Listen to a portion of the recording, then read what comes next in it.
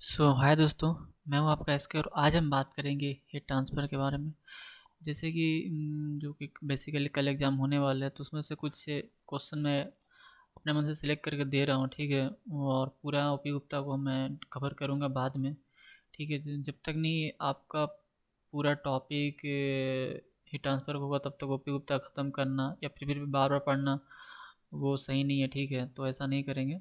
तो हम लोग बस कल के एग्ज़ाम के व्यू से हमको कुछ क्वेश्चन सेलेक्ट कर रहे हैं, ठीक है?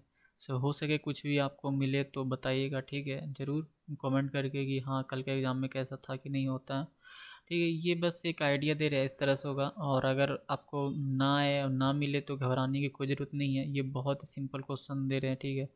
और क्योंकि इंटरव्यू बेस होता है एग्ज़ाम, मतलब फाइनल सिलेक्शन, तो इसीलिए बहुत ही सिंपल सिंपल क्वेश्चन दिया, लेकिन फिर भी कुछ कुछ हम लोग करते हैं। तो ओके, लेट्स स्टार्ट विथ। तो आपका पहला क्वेश्चन है, Fourier's law apply to the heat transfer. तो फूरियर्स लॉ क्या होता है कि आपने पढ़ा होगा फूरियर्स लॉ कि ये जनरली आपका हीट ट्रांसफ़र यानी कंडक्शन के लिए यूज़ किया जाता था। तो Q इक्वल टू के ए डी टी जिसको बोलते थे ना, वही है कि अगर आप किसी में अगर हीट अप्लाई करते हैं, यानी हीट फ्लक्स जो है वो डायरेक्टली प्रोपोर्शनल होता है आपका। देखिए, हीट फ्लक्स करने का मतलब हुआ heat transfer per unit area, उसको बोलते हैं हीट फ्लक्स। तो अगर सिर्फ हीट ट्रांसफ़र की बात करें तो हीट ट्रांसफ़र डिपेंड करता है आपका टेम्परेचर डिफरेंस, आपका एरिया, इस पर डायरेक्टली प्रोपोर्शनल होता है, और आपका इन्वर्सली प्रोपोर्शनल होता है डिस्टेंस। तो उसको बोलते हैं हम लोग फूरियर्स लॉ। एक बेसिक आइडिया में अगर बात हम करें तो ठीक है, तो ये हमेशा कंडक्शन के लिए अप्लाई होता है। और यूनिट ऑफ थर्मल कंडक्टिविटी, ये आपका हो जाएगा किलो कैलोरी पर आवर पर मीटर पर डिग्री सी, ठीक है, ठीक है। अगर ये आपका हीट ट्रांसफ़र कोफिशिएंट रहता, मतलब तो यहाँ पर ही मीटर स्क्वायर वाला कॉन्सेप्ट आ जाता है, ठीक है। अब देखते हैं हीट, देखिए मैं आपकी बात ही कर रहा था, heat transfer rate per unit area is called, क्या हो जाएगा, हीट फ्लक्स। एक बात याद रखिएगा, जहाँ भी फ्लक्स आए पर यूनिट एरिया की बात कर रहा है, चाहे वो मास ट्रांसफ़र फ्लक्स की बात करे या हीट ट्रांसफ़र फ्लक्स की बात करे या फिर कोई और फ्लक्स की बात करे, वो पर यूनिट एरिया आएगा ही आएगा। देखिए, इसमें थर्मल कंडक्टिविटी के बारे में क्या बात है। थर्मल कंडक्टिविटी की बेसिक आइडिया ये है कि ये मतलब कोई भी इक्विपमेंट है तो उसमें कितना हीट ट्रांसफ़र करने के जो एबिलिटी है उसको मेजर करता है थर्मल कंडक्टिविटी, और इसको डिफाइन करने का बहुत सा तरीका है। हीट ट्रांसफ़र कोफिशिएंट सेम है, जैसे कि ये हम heat transfer coefficient thermal conductivity use कर रहे हैं फूरियर्स लॉ में, यानी कंडक्शन के लिए, लेकिन हीट ट्रांसफ़र कोफिशिएंट यूज करेंगे हम लोग कन्वेक्शन में, दैट मीन कन्वेक्शन में यूज़ करेंगे न्यूटन्स लॉ ऑफ कूलिंग जिसको बोलते हैं। और थर्मल डिफ्यूजिविटी देखिए डिफाइन करते हैं, थर्मल डिफ्यूजिविटी को डिफाइन किया जाता है, गिवन किया जाता है के अपॉन सी पी रो, ठीक है। देखिए, थर्मल डिफ्यूजिविटी की जहाँ बात आएगी वहाँ पर एक कंडक्शन कन्वेक्शन लगभग सारे इन्वॉल्व होते हैं। तो डिफ्यूजिविटी किससे किससे बन सकता है, तो वो चाहे आपका थर्मल कंडक्टिविटी भी हो सकता है, और सीपी क्या है, हीट कैपेसिटी है कांस्टेंट प्रेशर पे, और ये रहा आपका रो डेंसिटी के अपॉन सी पी रो। तो ये दोनों का मतलब रेशियो को निकाला गया थर्मल कंडक्टिविटी, यानी थर्मल कंडक्टिविटी बटा हीट कैपेसिटी, ये दोनों का जब रेशियो निकालते हैं यानी गुने प्रोडक्ट ऑफ डेंसिटी, उसको बोलते हैं थर्मल कंडक्ट डिफ्यूजिविटी। फिर है आपका नस्ल नंबर, ये बहुत ही इंपॉर्टेंट नंबर है जो कि हीट ट्रांसफर में हम लोग यूज करते हैं, एच डी अपॉन के। एच तो आपका हीट ट्रांसफर कोफिशिएंट है ही, और डी है डायमीटर। कभी कभी एल लिख देता है तो उसे घबराइएगा नहीं, एल मतलब कैरेक्टरिस्टिक लेंथ होता है, यूज किया जाता है, ठीक है। तो नस्ल नंबर, देखिए नस्ल नंबर क्या है, ये टेम्परेचर ग्रेडियंट है, temperature gradient in the fluid. Fluid कहने का मतलब वाल, कि वाल पे जो टेम्परेचर ग्रेडियंट है से, और टू द इंटायर वाल, टू द इंटायर फ्लूड में जो टेम्परेचर ग्रेडियंट है उसको बोलेंगे। और टेम्परेचर ग्रेडियंट क्या है, टेम्परेचर ग्रेडियंट करने का मतलब हुआ D T by D x, जो दो टेम्परेचर डिफरेंस हुआ बटा उसका जो डिस्टेंस मेयर कर रहे हैं तो उसको बोलते हैं। अब equation Q equal to U A D T, देखिए डी टी क्या है यहाँ पर ही, ये आपका geometric mean temperature difference, arithmetic mean temperature difference नहीं, ये जो है लॉगरिथमिक मीन टेम्परेचर डिफरेंस है, ठीक है। देखिए होने के लिए देखो, जनरली हम लोग एज ए प्रैक्टिकल क्योंकि सिलेंडर की बात करते हैं तो इसलिए हम लॉगरिथमिक मीन के लेते हैं, लेकिन जब शेप बदलता है कोई और कभी कभी तो लॉगरिथमिक एलएमटीटी जो है ना वो सूटेबल नहीं होता है। हम लोग ज्योमेट्रिक मीन भी यूज करते हैं, अर्थमेटिक मीन भी यूज करते हैं, लेकिन यहाँ पर ही हम लोग लॉगरिथमिक मीन की बात कर रहे हैं तो लॉगरिथमिक मीन ही होगा। हम बात करेंगे कि ज्योमेट्रिक अर्थमेटिक एक दूसरे से कैसे अलग है, ठीक है, तो दूसरी वीडियो में बात करेंगे। फॉलोइंग फैक्टर देखिए, is a dimensionless quantity does not provide safety factor for design account for additional resistance to heat flow. सही बात है। ये फॉलोइंग फैक्टर जो कहने कोई हीट फ्लो होता है उस एडिशनल रेसिस्टेंस की बात करता है। अब बात करते हैं ये एडिशनल रेसिस्टेंस है क्या।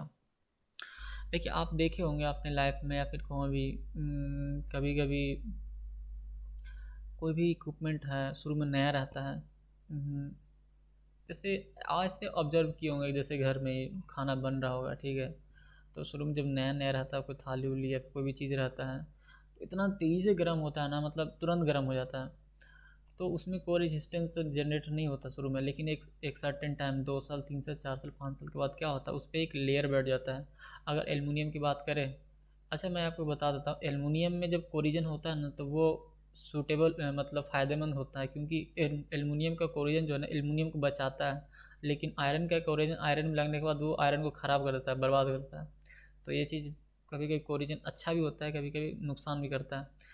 हाँ तो मैं उसी की बात करूँ तो बर्तन में क्या होता है कभी कभी उस पर एक लेयर बैठ जाता है, तो भाई लेयर बैठेगा कुछ ना कुछ लेयर बैठेगा तो क्या हुआ, एक हीट फ्लो करने के लिए रेजिस्टेंस जनरेट करेगा। तो ये जो एडिशनल रेजिस्टेंस जनरेट कर रहा था ना वो हुआ आपका फॉलिंग फैक्टर, ठीक है, तो एडिशनल रेजिस्टेंस कोई और नहीं है ही है। सो फिर मिलते हैं। फिर प्रांटल नंबर क्या है, देखिए मोमेंटम डिफ्यूजिविटी तो थर्मल डिफ्यूजिविटी पीएमटी करके ऐसे लोग याद करते हैं, पर ठीक है याद कर ले, लेकिन देखिए ध्यान में आना प्रांटल नंबर बेसिकली आप यूज करते हैं हीट ट्रांसफर में, हीट ट्रांसफर में यूज करते हैं। तो आप सोचिए प्रांटल नंबर हीट ट्रांसफर में बात कर रहे हैं तो हीट ट्रांसफर तो होगा ही, लेकिन ट्रांसफर करने के लिए तो कुछ तो हो, तो वो हमें चाहिए मोमेंटम। मोमेंटम किस रेट से वो डिफ्यूज कर रहा है, किस अमाउंट से डिफ्यूज कर रहा है, तो वो है मोमेंटम। जनरली किसको बोलते हैं, पी इंटू एम बी जिसको बोलते हैं ना, P equal to M B mass into velocity. तो यही है कि कितना अमाउंट में जा रहा है, कितना वेलोसिटी के साथ जा रहा है, वो उसका डिफ्यूजिविटी और पूरा थर्मल हीट कितना पास हो रहा है, तो उस दोनों को रेशियो को हम लोग बोलते हैं मतलब प्रांटल नंबर।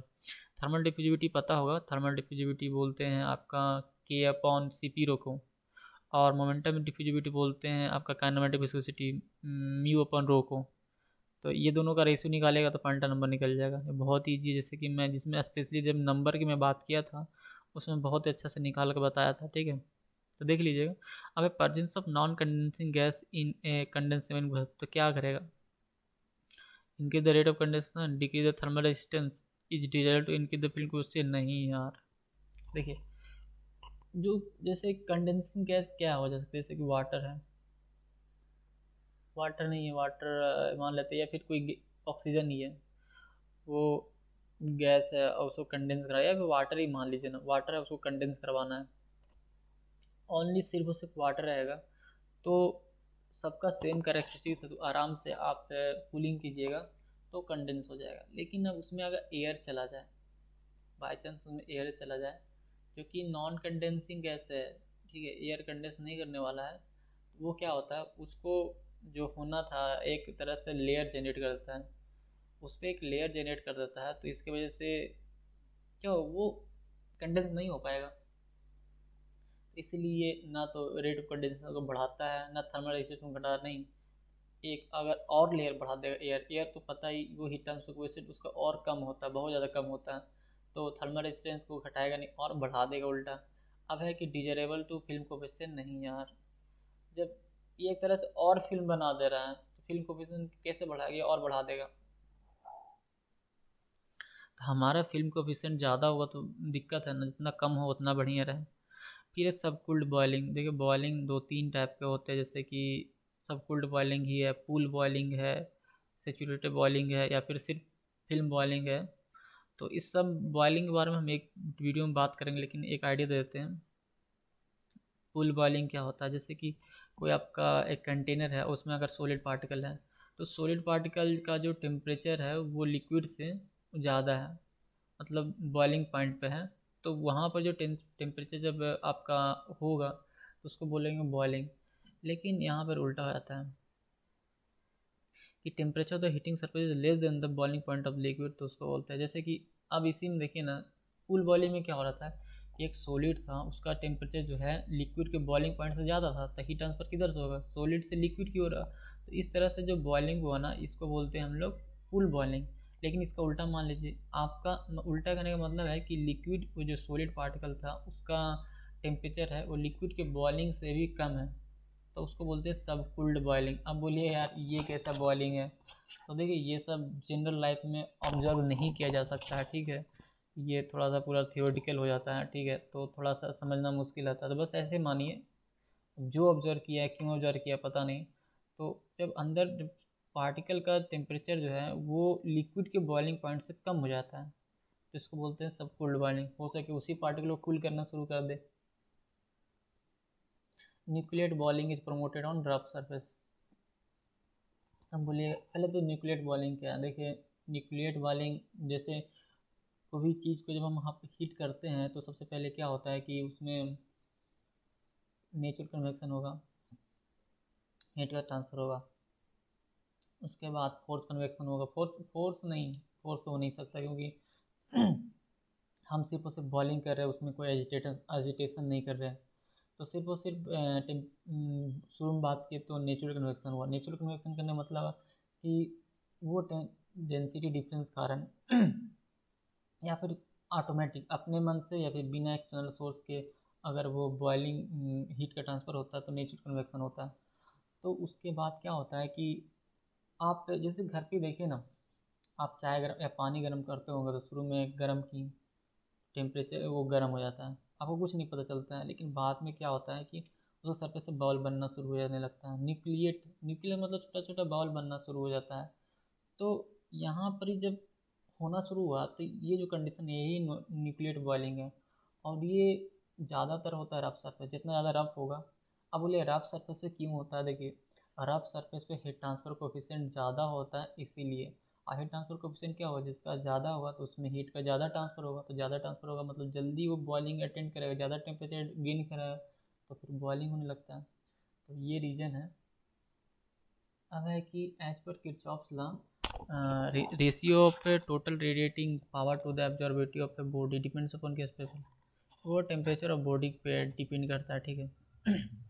तो ये थोड़ा सा किरचॉफ्स लॉ आ गए हैं कि total radiating power to the absorptivity of body. Absorptivity और टोटल रेडिएटिंग पावर क्या है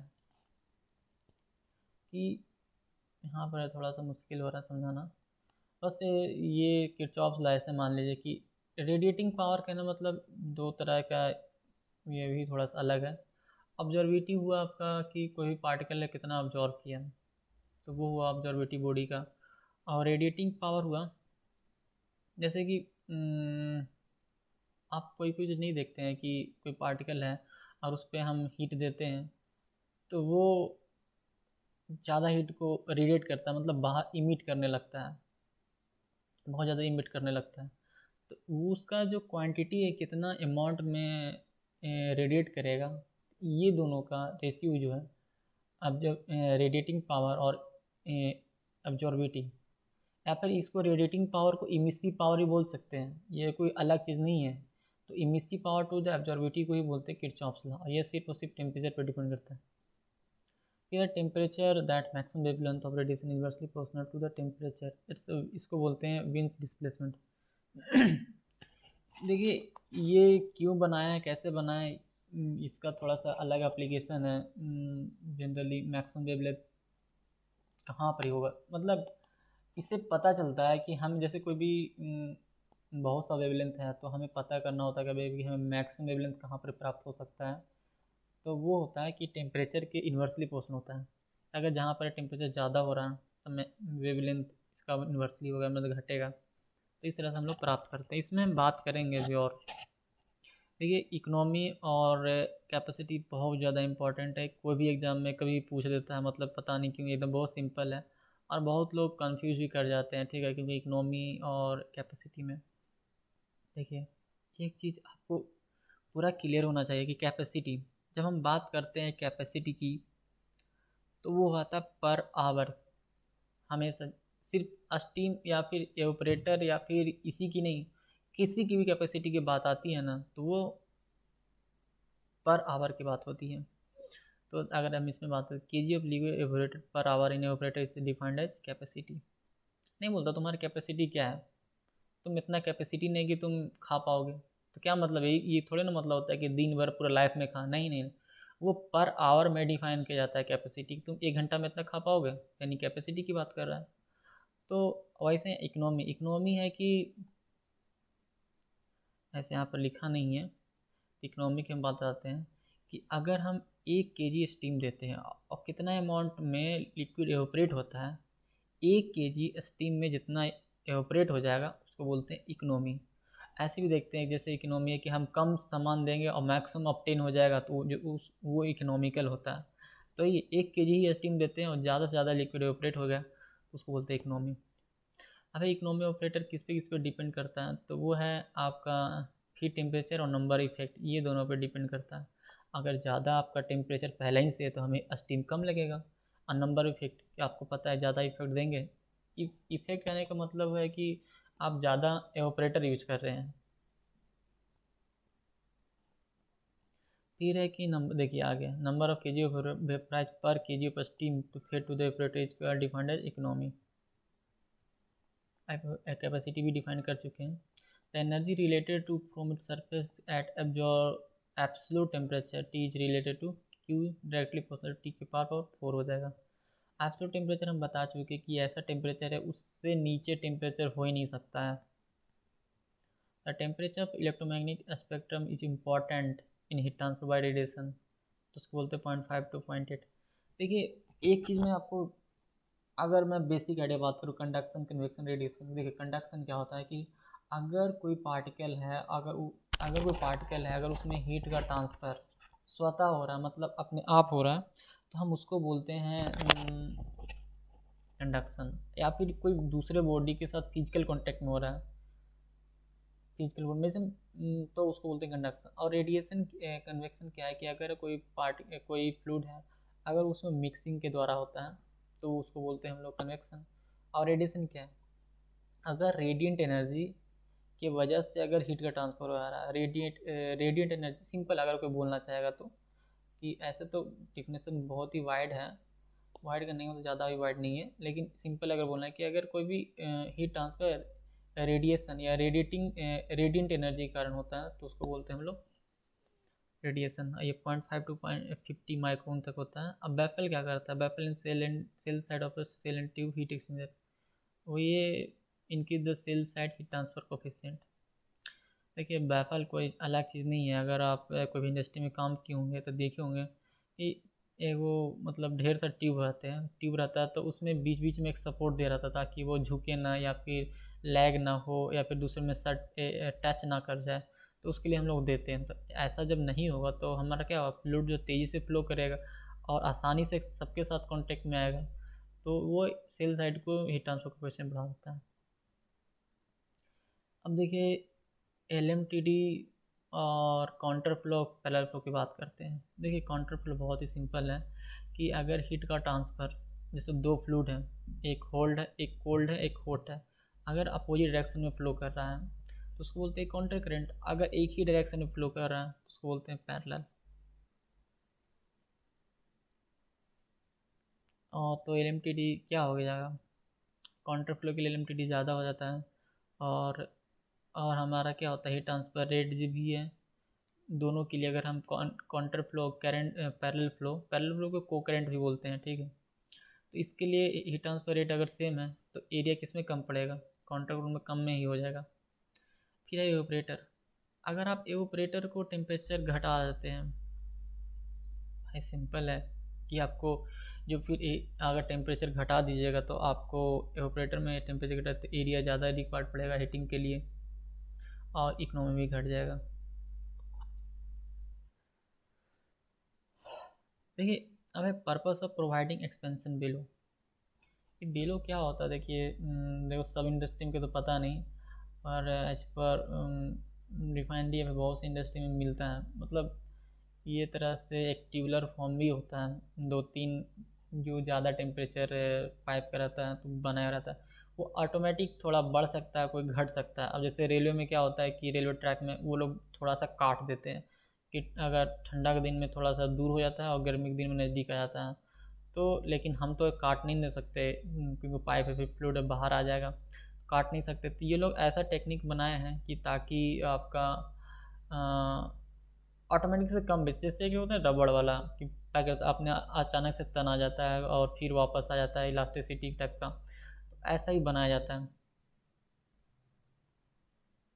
The purpose of providing expansion below in the cell of tubular exchanger is to increase the increase the heading load, impart structure, account for uneven expansion of cell and tube bundle। हाँ, देखिए कभी cell है और tube में कितना expansion हो रहा है उसको हमको अकाउंट करने के लिए, मतलब काउंट करने के लिए हम लोग बेलो का यूज करते हैं। अब है कि वाट, देखिए जैसे कि जब आप 5th या 6th क्लास में होंगे तो बॉइलिंग पॉइंट क्या पढ़ा जाता था? बॉइलिंग पॉइंट मतलब एक ऐसा टेम्परेचर जिस पे बॉयल करने लगता है। अब ऐसे वो समान वायुमंडलीय दाब पर वायुमंडलीय दाब पर जब कोई लिक्विड बॉयल करने लगता है तो उसको बोलते हैं, जिस टेम्परेचर बॉयल करने लगता है उसको बोलते हैं। इस तरह से नहीं, अभी इस तरह से है कि अगर आपका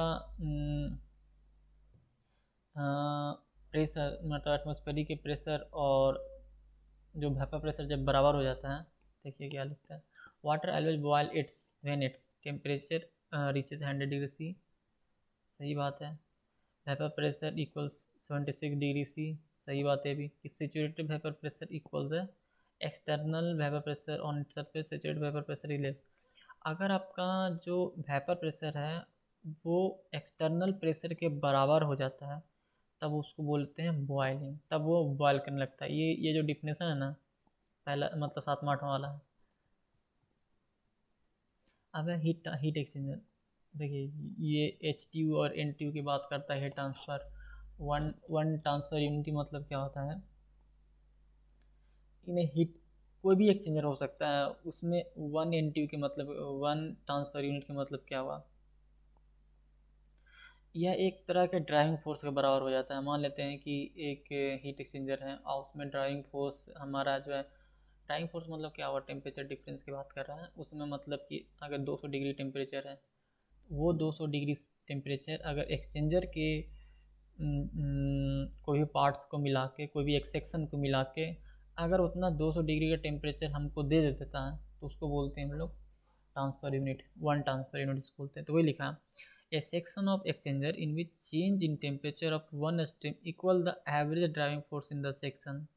उस सेक्शन में एवरेज ड्राइविंग फोर्स कितना है, जो भी है, जैसे 100 डिग्री सी हो है, और उतना ही टेम्परेचर एक्सचेंजर का जो टेम्परेचर, एक्सचेंजर का जो सेक्शन है उसमें एक्सचेंज हो जा रहा है तो उसको बोलते हैं वन ट्रांसफर यूनिट। ये अब बात आया कि ऐसा ही लोग डिफाइन क्यों करते हैं यार, देखो इससे पता चलता है, बहुत आसानी से पता चलता है कि एक ट्रांसफर यूनिट में कि इतना फ्लो हो रहा तो इसमें इतना ही होगा, मतलब इसे मतलब प्रोसेस कैलकुलेशन में इजी हो जाता है, इसलिए यूज करते हैं हम लोग। अब purpose of floating head in heat exchanger, देखिए फ्लोटिंग हेड का एक ही चीज़ है कि बकलिंग, बकलिंग मतलब टेढ़ा ना हो, नहीं हमारे हाथ में बकल पहनते हैं तो उस तरह से ना हो जाए, इसीलिए हम लोग फ्लोटिंग हेड का यूज़ करते हैं।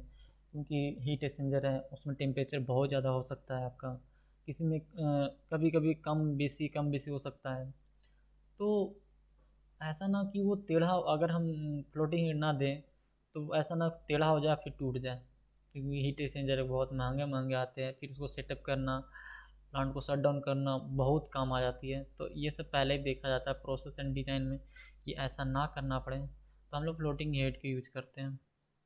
अब economy of multiple effect operator किसके द्वारा इन्फ्लुएंस नहीं किया जा सकता, the boiling point, elevation, temperature of the feed, rate of heat transfer, ratio weight of the thin liquid to the thick liquid.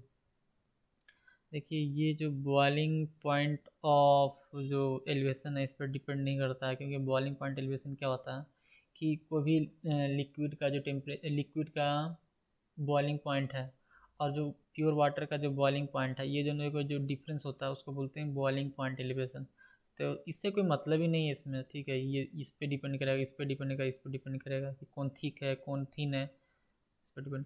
अगर स्ट्रीम ट्रैप, देखा स्ट्रीम ट्रैप का industry में बहुत ज़्यादा यूज़ है। स्ट्रीम ट्रैप एक बेसिक आइडिया है, condense steam flowing in the remove water resulting में पार्शियल कंडेंसेशन ऑफ स्टीम। जैसे आप इंडस्ट्री में एक बार देखे होंगे कि देखिए स्टीम का बेसिक फंडा है। स्टीम क्या करता है, जैसे कोई पाइप है उसमें वाटर और स्टीम दोनों फ्लो कर रहा है, तो उसको क्या करते हैं, एक स्टीम ट्रैप से जब गुजारते हैं तो वो स्टीम को कैच कर लेता है, वाटर गिरा देता है। स्टीम को कैच कर लेता है, वाटर को छोड़ देता है, तो उसको बोलते हैं स्टीम ट्रैप। नाम है स्टीम ट्रैप। स्टीम को ट्रैप करेंगे, बांध देता है, बाकी छोड़ देता है।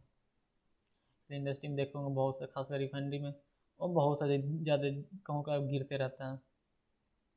Boiling point of elevation of ideal solution. Increases with rapidly with temperature rise. Decreases rapidly with temperature rise. Is independent of pressure. Both A and B. देखिए बॉइलिंग पॉइंट एलिवेशन जो है वो प्रेशर के साथ इंडिपेंडेंट होता है, वो घटते बढ़ता रहेगा, टेम्परेचर बढ़ाएगा घटेगा, ये ठीक है, ये हो जाएगा आपका। फिर ये log mean temperature difference can not be use. देखिए ये नॉन ऑफ दीज हो जाएगा, ये सब यूज नहीं किया जा सकता है, क्योंकि अगर हीट ट्रांसफर कोफिशिएंट अगर इंटायर हीट एक्सचेंजर में कांस्टेंट नहीं है तो हम एल यूज़ नहीं कर सकते हैं। कहने का मतलब है कि हम एल कहाँ यूज कर सकते हैं, इसका मतलब वहीं यूज कर सकते हैं जहाँ पर हीट ट्रांसफर कोफिशिएंट समान हो पूरे सिस्टम में, पूरे एक्सचेंजर में। फिर है जो अनस्टेडी स्टेट एग्जिस्ट ना करता हो, जो जो उसमें हीट का ट्रांसफ़र हो अस्टेडी स्टेट होना चाहिए, अनस्टेडी स्टेट नहीं। फिर हीट कैपेसिटी जो है पूरे फेज में कांस्टेंट होना चाहिए। हीट कैपेसिटी मतलब हुआ यूनिट अमाउंट को अगर 1 डिग्री टेम्परेचर बढ़ाने में जो हमको हीट पड़ता है ज़रूरी, उसको बोलते हैं हीट कैपेसिटी। और स्पेसिफिक हीट क्या क्या हो जाएगा, अगर यूनिट को हम स्पेसिफाई कर देंगे कि यूनिट मतलब देखिए सॉरी, यूनिट अमाउंट को जब 1 डिग्री टेम्परेचर बढ़ाने के लिए जो हीट ज़रूरत पड़ता है उसको बोलते हैं स्पेसिफिक हीट। लेकिन जब हम कोई भी सब्सटेंस को बोलेंगे कि कोई भी सब्सटेंस को 1 डिग्री टेम्परेचर बढ़ाने के लिए जो हमें हीट की ज़रूरत पड़ता है वो हीट कैपेसिटी है। तो स्पेसिफिक में क्या होता है, स्पेसिफाई कर दिया कि यूनिट अमाउंट ही रहेगा, 1 kg 1 ग्राम कुछ भी हो सकता है, लेकिन इसमें स्पेसिफाई नहीं करता है। फिर for large heat transfer area requirement shell and tube heat exchanger prefer because क्योंकि भाई स्पेस कम लेता है, इकोनॉमिकल ज़्यादा होता है, ये इजी टू ऑपरेट और मेंटेन भी है। आप देखेंगे एक बार बना लेता है, कंस्ट्रक्शन थोड़ा सा हार्ड रहता है शुरू में, लेकिन कम जगह लेता है, इकोनॉमिकल भी है। और आराम से इकोनॉमिकल इसलिए क्योंकि इसमें बहुत आसानी से बहुत ज़्यादा अमाउंट में हम हीट ट्रांसफ़र करवा सकते हैं। तो इस तरह से आपका हीट ट्रांसफ़र भी ख़त्म होता है। सो फिर मिलते हैं नेक्स्ट वीडियो में। Thank you for watching video. Okay, और best of luck for next day of exam BARC। Thank you for watching video.